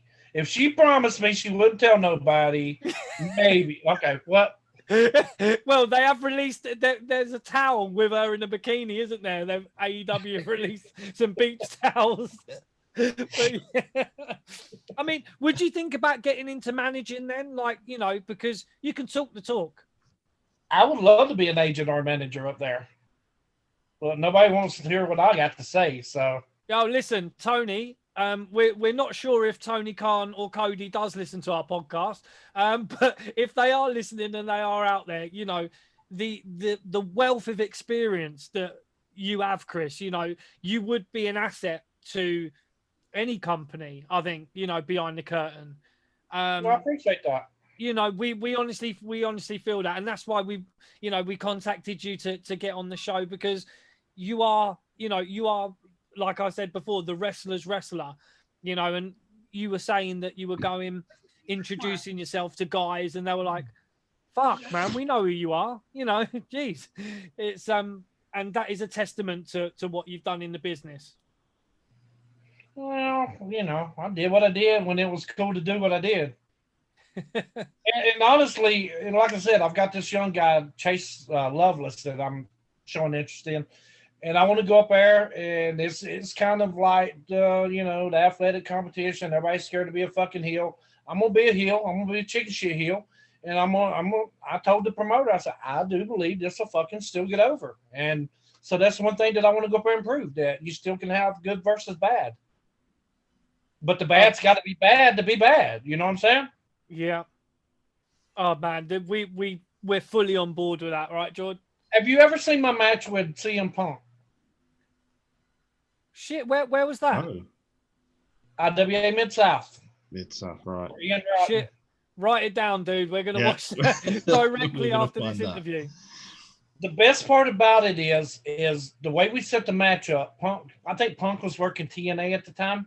Right. And he comes out and he goes, hey, I got a head injury. I'm not going to be able to wrestle. And I come out and go, hey, I came to wrestle the best. You are the best. So let's do this. I ain't even going to touch your head. He goes, you won't touch my head? I went, Scout's honor. So during the match, we actually did a couple babyface spots. And then, like, I did the Hamrick bump through the ropes. Punk hold the ropes open for me. I come back in. We had them where we wanted them. So the next thing I did, I went to do a marrow salt. And I caught my leg in the tree of woe. So I'm selling the leg. Punk's over there helping me and everything. And then when he turns around, I kick him right in the back of the head. Man, those people were pissed. Oh, my God, were they mad. But that's heel shit. You know what I'm saying? But that's the thing. People still do yearn for that kind of stuff. There is still definitely an audience for that. I mean, I like to describe wrestling as like a soap opera for men who like to watch other men be kicked in the face. You know, it is a soap opera, you know, where you want to see the good guys and the bad guys, because that's what keeps you watching. Like you say, if you're watching the same match just with different guys all the time, it does get boring. Yeah. It's another athletic contest. What's different from the athletic contest before that, and what's different from the athletic contest after that? It's just like when I do seminars, like guys, if you want to stand out, you gotta be fucking different. You can come in, you do hip tosses, body slams, arm drags, drop kicks, and you're gonna stand out. You're gonna be just like everybody else. But if you do that one thing that catches everybody's attention, going, "Fuck, we haven't seen that yet," that's when you start making a name for yourself. Well, it's funny as well. We've spoken on the podcast about how UFC and boxing, both athletic competitions, are actually becoming more pro wrestling, where they're having the promos and they're having the kind of backstage stuff going on, where you are seeing big entrances. Yeah. You know, and you are seeing a good guy and a bad guy. And those matches in UFC and boxing where you do have the heel and the face, they're the ones that fucking draw every single time. That what draws the money, man. You got to have that one smart ass they said he's better than everybody else. Everybody wants to come see him get his ass whooped. And then everybody wants to see the baby face to whoop his ass. That's how you draw people, man. Yep. Chris, you've crossed over eras like seamlessly. And I mean, I didn't know you worked with CM Punk as well. So let's add that name to the list. Ever thought about writing a book? I forget half the shit I got. I'm good if you remind me of shit, but as far as dates and all, I'm so bad at that shit. I really am. I think if you wrote a book, it would 100% sell. It would be because, like Jordan's saying, you've come through eras, you know, from when was your debut? Like 1983, was it? 83, yeah. Damn. You know, so you've come all the way through 83, late 80s, early 90s, late 90s. Then you've got, you know, through ECW. And, you know, I think you even worked for a little bit in WWF around, what, 2005-ish? I was doing like extra work shit, yeah. Yeah. You know, it's it really would be an incredible read. So maybe if you can get someone to sit down with you, you know, get the old dictaphones or whatever, you know, maybe put your thoughts down and shit like that. That'd be incredible. Oh, dude, I've done so much where somebody asks me something, and then when it hits me, I go, oh, fuck, I did do that, didn't I? Shit. So many stories, but, you know, unless I'm reminded of them, it was just like so much shit, you know? Man, maybe me and Jordan need to get together with you again a few times, and maybe we can help you get some notes together and, you know, do some stuff like that. Works for me. That'd be incredible. Have you ever thought doing a podcast or anything like that as well, Chris? I mean, you must know shitloads of people. I mean, and, you know, as they say in the UK, it's a saying where when it comes to podcast, every cunt and their uncle's got one now. Yeah, everybody's got one. So are you going to listen to me, or are you going to listen to Stone Cold Steve Austin? Are you going to listen to me, or are you going to listen to Jericho? You know what I'm saying? No, there's room for everyone, baby. There's room, you know. Yeah, people's, you know, if you think about I mean, we listen to a lot of podcasts. I mean, we listen to Bruce Pritchard, we listen to a bit of Cornette, you know, we listen to Stone Cold, we listen to Jericho, but, you know, there's room in our week for a Chris Hamrick hour. 100%, man. Yeah, I don't know about all that. They don't know. Nobody like to hear me talk live, much less on the fucking microphone. Well, I guess that's the perfect place to wrap it. Chris, you've been absolutely amazing. Thank you so much for your time. It's been so fucking real. Absolutely, dude. Y'all want to do part 2? Let me know. Oh, we'll be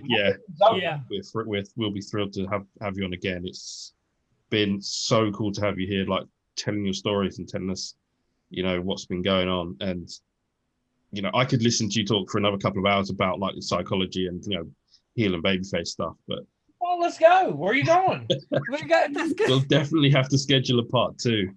Hey, y'all still got rats over there? I'm sure. Yeah, I'm sure there's some rats over here. There's rats everywhere, right? We're allowed to call them rats over here anymore, even though they were rats when they were rats about being rats, but they're not rats anymore. Well, I mean, I mean, maybe we can talk a little bit more then about stuff, because it's funny where things haven't changed, but people like to try and say that things have changed, if you know what I mean. Right. You know, because humans are still humans.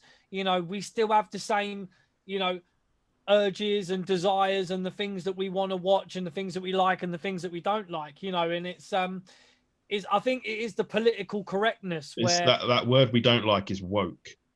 Fuck. We're not a fan of that. You know, our podcast, I think, is one of the most outspoken ones on the internet, where especially in the UK, I think it will be now. We've got Chris Hamrick. Yeah, I mean, we got Chris Hamrick. I mean, we swear a lot. Chris Hamrick approved. Yeah, dude, that's fucking sick, you know. So it's one of them ones we don't really mince our words. We don't worry about what we're gonna say is gonna be taken by anybody else. We just fucking tell it how it is. If we like something, we say we like it. If not, we say it's dog shit.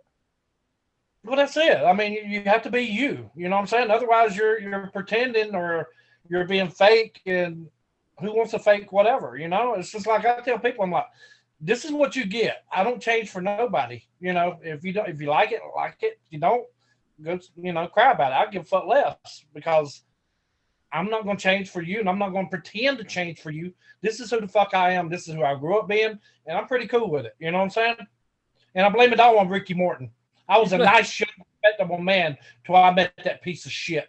Hey, the very first time I wrestled him, I go to the dressing room. He's already dressing at the gimmick table, right? There's a pair of tights laying on this bag, so I put them on, and I've got sweatpants on over them, so he can't tell. So we get in the ring to go lock up. And he goes, "I got a pair of tights. You son of a bitch! You are my tights." I went, "Yes, they are." Very first time I met him. It's incredible because in the lead up to this interview with you, Chris, like we like to do our research, and obviously we knew who you were. We've watched a shitload of your stuff over the years, but we like to refresh our memories of stuff and kind of make a list of memorable matches or memorable people that you've worked with. And it literally would take us a week to make a list, or even longer. We'd need a month probably to list all the people that and big name people as well, on independence, on the main stage that you've wrestled. And we would like to maybe have a part 2 where we can kind of go through maybe chronologically and say, right, this was what you were doing then, because you were in IWWA with Tommy Rich. We'd love to talk more about those times. Funny story real quick. Yeah, we would go somewhere and people would recognize Tommy as being a wrestler, but they didn't really know who he was. You know what I'm saying? They go, "Hey man, is that pro wrestler Barry Windham?" He came up to me, he's like, "Chris Hamrick, somebody call me Barry Windham one more time, I'm gonna stretch you." And I went, "Shut up, you can't spell stretch." It's fucking, this stuff is gold, Chris. Honestly, mate, it is like, we'd love to. I mean, we're going to make a more comprehensive list as well, because we're pretty sure that there's a lot of stuff that we just haven't really. I mean, the stuff that you've done with Tracy Smothers, and obviously, unfortunately, he's not with us anymore. And I'm sure you've got some crazy stories and times that you spent with Tracy, because Tracy was another guy that no one's really got a bad word to say about him. He was in ECW, a lot of the guys said that he was there first earlier, working with the young guys. He was that way everywhere he went. If he saw somebody that he thought would listen to him, he would tell them, and he told me to do the same thing. He said, because all it does is makes the world a better wrestling place. And he honestly believed that. He tried to help everybody that he could. Yeah, I mean, that's the stories that I've heard from the younger guys in the business, that he would literally spend any spare time he had talking with people, going over stuff in the ring. I mean, for me, some of my most memorable stuff that I've watched in ECW was the full-blooded Italians.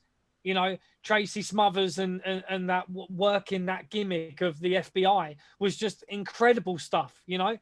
And to think that Tracy Smothers is another guy that really transcended through the eras. He was there early days. And we said this on the podcast before as well, that the Smoking Guns actually ripped off Tracy and his partner from WCW. I thought they were. Smoking Guns, Billy and Bart. Yeah, Billy and Bart, kind of like, it was a bit of gimmick infringement from Tracy Smothers. Biggest son of a bitch I've ever seen in my life. Son of a bitch, he's huge. Yes, because you've worked with Billy Gunn as well. That's another one on my list. I have. The funny thing about it is I was champion where we were wrestling, and I was going over, and he's calling. We're calling the match, and he goes, "Well, what about if I hit the Famouser?" And I went, "Billy, are you here next month?" He goes, "No." And I went, "Well, I am defending the title. I'm over. Leave me alone." It's crazy, man. Because, like you say, we said before, you worked with the Armstrongs. Did you ever work with BG James? I don't think I've ever worked him. I will tell you a funny story though. I was working Dirty White Boy. You remember him from Smoky Mountain? Yeah, man. Yeah. House show, and he goes, "Hey, do you think you could get up for a choke slam?" I went, "I'll try." And then we got back, and he got, "Motherfucker, you almost jumped out of my hands." I went, "Well, there you go." Can I take a choke slam? Are you fucking kidding me? That's one time you didn't say no, Chris. Nah, that's one time I didn't say no. I was, because he didn't think I could do it. I wanted to prove him wrong and show him how good I could do it. Yeah. That's crazy, man. You know, like I say, there's just you are probably, you've had more matches than most people in their careers, would you say? I mean, do you have any idea how many fucking matches you've had in your career? Probably not, right? A clue. Not a clue. Crazy amounts. You know, it's got to be in the thousands, right? Well, yeah, because you could add 4 each night to Cornets. Yeah. You're telling me you didn't write them all down like Bret Hart did and have like a massive like list of every. Fuck Bret Hart. Bret Hart and Hulk Hogan are the two that I cannot stand in this business. Never liked them, never will like them. Maybe we need to just talk about a little bit about that before you go, man. I mean, any particular reason? Is it just when I grew up, it was Mid-Atlantic, NWA, and it was NWA versus WWF.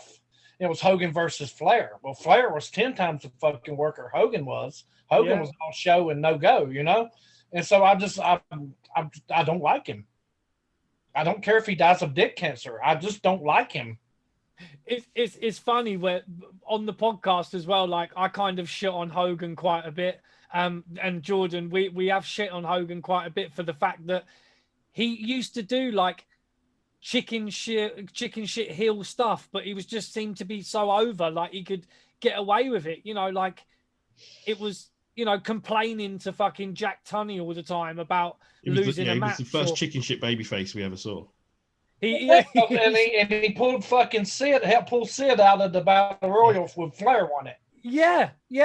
You know, he, like Jordan said, he was the first chicken shit babyface to ever live. Yeah, I can't stand him. But I think like what you're saying with Bret Hart, and I mean, I'm a fan of Bret Hart, what he could do in the ring, 100%. Okay, so tell me, Bret Hart complains that Ric Flair did the same match over and over. Wasn't he watching his shit? I mean, that's a fucking good point. You know, it really is a good point. And Owen was 10 times the worker Bret would ever be. Oh, character-wise, there is no doubt that Owen Hart was a lot more memorable character. A lot not more even character-wise, wrestling-wise. Wrestling, he could, and wrestling. Owen could put a sandwich on his back and starve Bret to death. Fuck him. Oh yeah. That's great. I mean, this is it. This is why we had you on, Chris, because you say what you think, and you think what you say. It's good stuff, man. I say what everybody else thinks. It's true. I mean, you know, it's. Well, let me ask you something, okay? Okay. What made me stand out to you as a wrestler? Because I never considered myself great at all. For me, it was. I mean, but for me, what as in like technically or just in general? Just whatever. When you watch the Chris Hamrick match, what made me stand out that would make you remember me? Oh, I mean, the moves. I really like your leg drop off the top. Did you ever have a name for that? Yeah, it's called leg drop off top. That's it. It's not like Bobby Eaton's like the Alabama. I came up with that myself. Yeah. Oh, fucking. No, it was just the way you did everything. You know, it was the way you were in the ring, the way you sold. I really do love your suplex stunner. That for me was a fucking great move. And the Hamrick bump as well. It's just you were 100% on what you were doing. You know, it was when you watch you in the ring, we know that you're giving 110% every single time, and that you know, and that's it. You're always going to leave whatever you've got in the ring, and that's what always drew me to you. That you could tell that you were fucking just giving it everything you had, whether there was two people in the fucking front row, or whether it was a packed house. You know, no matter how, like, the match you had with AJ Styles was an absolute fantastic match, and you left it in the ring. You know, AJ can fucking work, you know, but without someone to work with, he wouldn't have looked half of what he was, you know. So everything you were doing with the banter with the crowd, the way you were selling the moves, the way you worked, just was fucking great, man. Just every single time. I don't think I ever really saw you have a bad match. You know, that has been said so many times before. There's no such thing as a bad Chris Hamrick match. No, there ain't. People have told me that way before. There ain't, mate. Honestly, and that, I mean, what the fucking two jabronis in England know? But you know, in our opinion, you know, there never was a bad Chris Hamrick match. When you were booked, the promoter would have known that they were gonna, you know, that you was gonna do what you always did and just give 150%. Well, see, that's like when I first got booked for what's the one 1PW. They brought me in as Tracy's partner. Well, I was like, well, I don't know if people know who I am right now. I'm just Tracy's stooge, you know. And so the one night, somebody no-showed and they needed somebody to work, Sterling James Keenan. And I was like, please let me do it so I can show these people why I'm here. And it proved that, you know, it worked. So that match is on YouTube as well, mate. Me and Sterling? Yeah, you and Sterling James Keenan, that's on YouTube, that match. And I didn't have time. Yeah, I didn't have time to watch it today, but this is what I was saying. Like, there's so many of your matches here, there, and everywhere on the internet that it would take us a fucking week to watch a fraction of them. Watch me and Reed Flair. You and Reed Flair? Yes. Okay. Very good match. And it just is classic good guy versus bad guy. Watch it. It's real good. Yeah, I'll do that. Like I say, you know, I wish I would have had more time to watch a few more of your matches to refresh. But, you know, we watched the AJ match. Watched You're talking about from Reno's? Are you talking about PWF? Yeah, PWF. PWF. Yeah. Yeah, Vidri was my manager or my guy out there, and Louis. A couple of guys, yeah. Yeah, and it was brilliant because first of all, you wanted to wrestle with the fucking belt on. You were like, no, I want to wrestle with the belt on, and the ref ended up kind of. Yeah, great. It's, you know, great stuff. And, you know, obviously the ref gets the belt off you and, you know, does this business. And then it's a singles match and you're trying to tag someone in. It's like, you know, it's that kind of shit. Like you're saying, you know, it's not all about the moves that you can do in the ring. It's all the other shit. You know, it's just makes it work. Right. Well, what guys don't realize, and I heard this so long, you know, growing up, but it's so true. Less is more. Yeah. You know, you can't go in there and do every fucking thing that you know how to do. If you're there again next month, what are you going to do different? Then you're having the same fucking matches over and over. You give them a taste, and then you make them want to see more, and then you want to see more. You know what I'm saying? You don't give them to a full. You just give them a taste each time. Where they said, fuck, I haven't seen that yet, or I haven't seen that. That was pretty cool. Instead of, he did this last month. We've done seen this. You know what I'm saying? I just don't realize that. Less is more.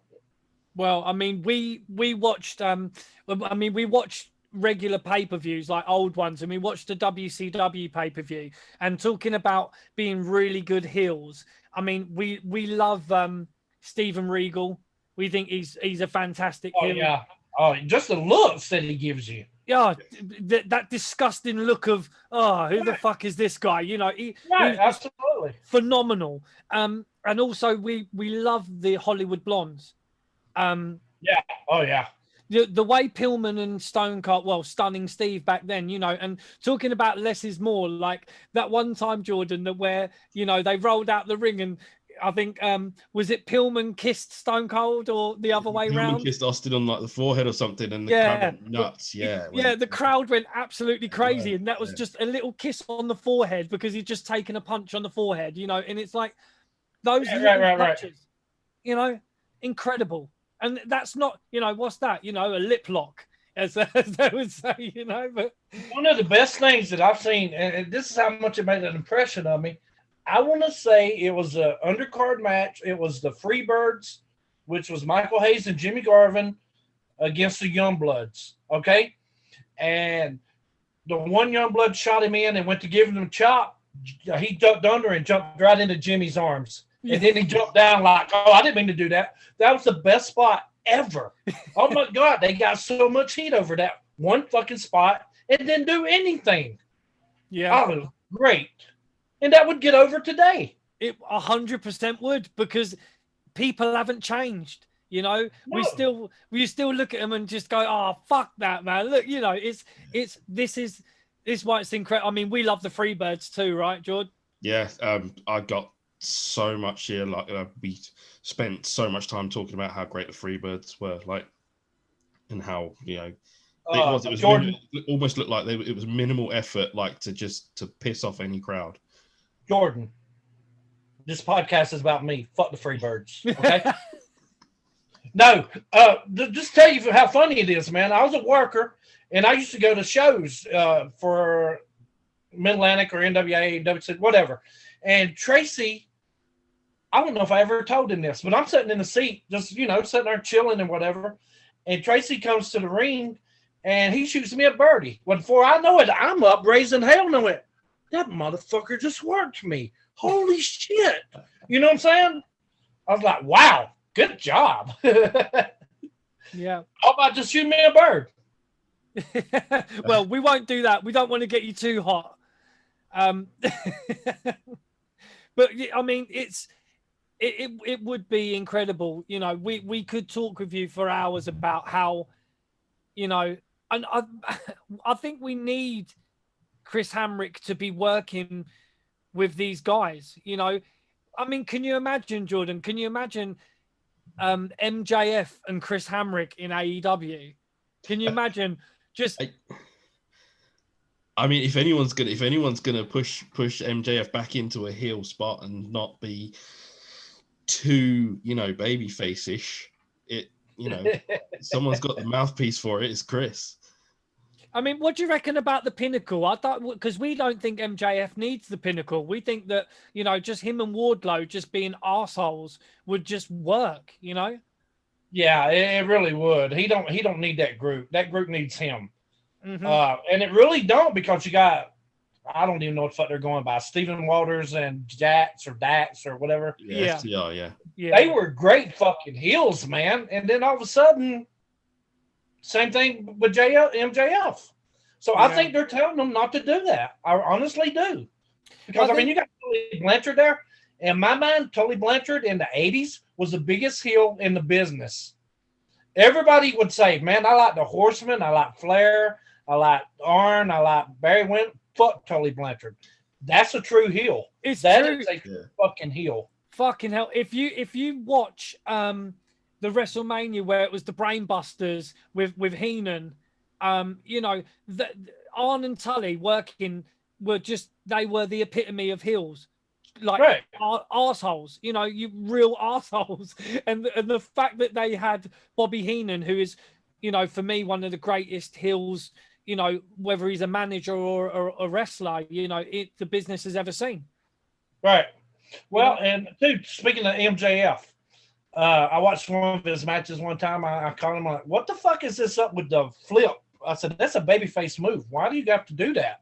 I said, okay, if you have to do it, follow it up with an eye poke. It says, hey, I can do something cool, but I'm still an asshole. And if you notice, he does that now. Yeah. Damn. Come on, man. We need to get on to who's got Tony's phone number. Let's give him a bell. Just say, man. Yeah, send him. Come on, let's fucking do this, man. We need to get some. What would be a really nice saying is like, bring emotion back to wrestling. Bring selling back. Period, man. Yeah. Fuck. Why am I going to hit you with a suplex and you're going to beat me up when you stand in there when I get up? Why the fuck did I do it then? It's useless. It means nothing. Do you think that that then possibly we could get onto the conversation of the fact that there is no more kayfabe has pretty much killed wrestling? Do you think? I hate that. I really do. Who wants to go to a magic show if you know how he's doing the tricks? You know, I mean, like, dude, back in the 80s, you couldn't tell if wrestling was real or not because Ric Flair and Wahoo McDaniel or Johnny Valentine and Wahoo McDaniel would beat the living piss out of each other. And even in the 90s, when you had the Horsemen and all, you still, I mean, you couldn't tell. You're like, man, that some of that shit looked real. But then you're gonna come out and go, oh, well, we're just entertainment. We're not really doing, you know, who wants to go after that? Nobody wants to go after they know the trick. Yeah, I mean that's the big question, isn't it? I mean, we truly believe that there is a way that wrestling can go back, but unfortunately, you know, the people that seem to hold all the cards in the wrestling business at the moment maybe don't want it to go back because they will see it as kind of like a devolution. But like we were saying earlier, like you said, like it can come back, you know, that them days can come back, but it would need certain things to happen and happen in certain ways for it to get back to that kind of people just double guessing and thinking, well, was that real? Like, you know, fuck, you know, was that, you know, people are too, I mean, maybe we're partly to blame as well because we're seen as like smart marks or whatever, you know, because we fucking dissect the business or whatnot. But I mean, all you did was join in. It ain't like you fucking invented it. You know what I'm saying? Yeah, it's true. It had to come out for y'all to know about it. True. Do you think it was the icing on the cake of kayfabe dying was the whole steroid trials and, you know, Vince coming out and saying, look, Vince McMahon came out to quit paying fucking taxes in fucking New Jersey or whatever. The athletic commissions. Wrestling was a work. Yeah. That's when all kayfabe was thrown out the window. Yeah. Because I mean, you think about it. If I'm at a show and you've got some 18-year-old, even 20-year-old going, hey man, is this real? Then who am I? Who looks like the fool if I go, no, it's a work, or if I try to convince him, hey, yeah, this is real, or you know, as you say, sometimes emotions get the best of you, and it turns a little, you know, stiffer than it should be. But I mean, you know, you don't insult anybody's intelligence, man. Well, I mean, but when we were training in wrestling as well, this is why it's a little bit crazy for when we watch these kind of strong style stuff, because the whole thing of it was it's supposed to be an art. Wrestling is an art. You're supposed to make it look fucking painful and you're not supposed to really hurt each other. The reason it's called a work is because we work the fans into thinking what we're doing is legit. Yeah. If I keep in the back as hard as I can, fucking Joe Smo sitting in the front row can come in and do the same fucking thing, same effect. But if we'd work a spot and it looks legit, and then we're doing shit that they can't do, and we're working them. But I mean, the strong style, that's stupid shit, man. The reason it's called working is I'm not hurting you, you're not hurting me, but we're making it look legit. That's why it's a work. Otherwise, it's a fight. Yeah. So did you say you're working with someone now down south? And what promotions are you working with them in? It's AWE, I think. It's in Augusta, Georgia, and they've actually had me bringing in. They brought me in as be agents, but dude, nobody listens to the fuck I say, you know. And like I said, I can't really blame them. I know how I was growing up. You know, they know best right now. Let them think that. So basically, I'm like, you're paying me to come watch your fucking show, which is cool with me. But then, like I said, you know, I'm trying to get my guy elevated. So I said, I'll come in and work him. I'll be the heel because he's a great little mouthpiece until he gets through the ropes, and then he does babyface shit. So I don't want to risk that, you know. So I'll go and I'll be the heel and I'll put him over, and we're going to see if babyface and heel still works. Because trust me, I can be a heel. Yeah, no shit, man. You know, no shit. You know, you know, we literally could chat all week to you about the psychology of the business, and we, you know, I haven't got his number, but we'll get on to him on Twitter once we've got this episode up online, we are going to be atting Tony Khan. We're going to be atting everybody to give Chris Hamrick a job, teaching these fuckers what it is to be a proper heel. And you know, whether they listen or not, it doesn't matter, because we've enjoyed every single minute of this chat that we've had, and we're going to have a part 2, Chris, if you're up for it. Yeah, mate. absolutely. Let's do it, man. And maybe we can talk about, you know, me and Jordan will go back and we'll watch some more of your matches, and we'll pick out some individual matches. I mean, like we said before, there's no such thing as a bad Chris Hamrick match, but we will. Okay, I'm gonna give you 2 to watch. Okay. Okay. I want you to watch me and Reed Flair. Yep.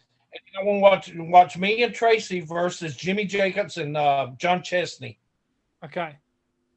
Sweet. We'll do that. Is that our homework, Chris? Yeah, that's your homework. That's our homework. All right, sweet. And then we'll meet back for part 2, and we'll discuss some more stuff, because, like I say, I mean, your career spans over. I mean, what are we talking now? I mean, it's easily what, 20 years, like 35. We're talking 35 years. Yeah. 34, 35. Yep. Yeah, easily 35 years. You know, and you've worked with the best of the best, and you've made them look fucking $1 million every single time. So I appreciate that, man. No, honestly, mate, we will continue singing your praises on part 2 as well. Absolutely. Just let me know when. I'm good for it. Thanks, brother. Really appreciate it, man. Honestly. All right. Y'all have a good day. Thank you so much. And you, man. Cheers, Chris. Thanks again, man. Bye, man. Have a good one. Bye-bye. And there you have it, everyone. Chris Hamrick. What a fucking interview. What a guy, man. What a guy. And we could have talked for hours. We literally could have carried that on. And Chris would have been cool with that too. I think he's, you know, he really does have a mind for the business. Coming through the times that he has done, you know, he's worked with the best of the best when it comes to psychology and working the room. You know, he's worked with your Ricky Mortons, your Jim Cornettes, you know. Yeah. He's worked with the best of the best. And we've got our homework. We've got homework. I mean, I'm sure part 2 will come, you know, sooner than later. But for those of you that are at the end of this interview, let us know what you think. If you didn't agree with anything Chris said, I'm sure he doesn't care. But give us a comment, give us something, give us a like, give us a subscribe. You know, we've been working on things. You know, we said we've been out of the game for a minute, but you know, we back. And what an interview to come back with, dude. Yeah, that was something. And you know, we can't thank Chris enough for giving us so much time. I mean, I thought the interview was going to end an hour ago, and he carried on going. And it's just, you know, I can't get tired of stuff like that. He just had so much to tell and so much good stuff to talk about, especially when it comes to the heel babyface dynamic. And, you know, again, like, thank you so much, Chris, for coming on. That was, man, I'm going to dream tonight of MJF with Chris Hamrick as a manager. And, you know, it's going to be, the fantasy booking on that one. All you fantasy bookers out there, Jesus, fucking book that. There's fantasy book. Yeah, there's a lot of fantasy booking going on out there. And I'm sure this is just another piece of the pie. I thank everyone for sticking around. You know, don't forget, it's going to be there. Chris will have it up, you know, because Chris is our editing man here, editing man extraordinaire. He has, you know, all the extra bits and clips that come up, all the pictures. There are no I'm the man in the truck. There are no extra pictures of Chris and Tony Khan this week. My wonderful source over in Jacksonville did not manage to find anything new. I'm sure we might next week. but you know, they were too busy in Jacksonville helping out, getting Botchamania back up and running, which we're happy to hear about. Happy to hear that Botchamania's back. like I said, follow us, Chat Grapple Pops, on Facebook. The Facebook page is live. It's doing really well. People are really engaging with it. Twitter, as always, we're always on Twitter. We're always on Instagram. There's always stuff to talk about. Don't forget to, follow, like, comment, do what you want. Even if you want to tell us that we're miserable pricks, I don't care. Chris doesn't care. And we are Chris Hamrick approved. So dude, that's legit. 100% we are Chris Hamrick approved. So now we give even less of a fuck about what people think. So if you want a mug, hit us up on there. The mugs are here. If you want a hoodie, I'm sure we can find a spare one knocking around. If you want, yeah, man, we got all that. We got that merch, baby. I'm thinking we should really send one to Chris Hamrick, man. You know what I mean? Yeah. Get him a Chat Grapple and Cheap Pops hoodie. We've got so much good stuff coming up. We can't really say what it is right now, just, because, it's just the way it is in wrestling. Sometimes you can't talk about what you've got coming up in case it falls through. So we've got some really mad stuff heading your way. And, we'd love to stop and talk about it. But until it happens, we can't really say. So I'm guessing for now, and in this instance, until part 2. And a part 2 will happen. Part 2 will happen. Chris is a top guy. He's a man of his word. And he seems excited to talk to us about some other bits and bobs, as we say. I've got a list. We listed off not all the guys that he's worked with, but just a fraction, literally a fraction. And we're gonna have to go now and watch Chris Hamrick versus CM Punk. We're gonna do our homework, Chris. We will. We're gonna do it. And we will welcome him back for part 2. But for part 1, it was myself, Chris Dredd, my main man JB, and we were here with a fantastic Chris Hamrick. And now we are gonna bid you all adieu, and we will see you very soon. Till next time, guys. Take care, everyone.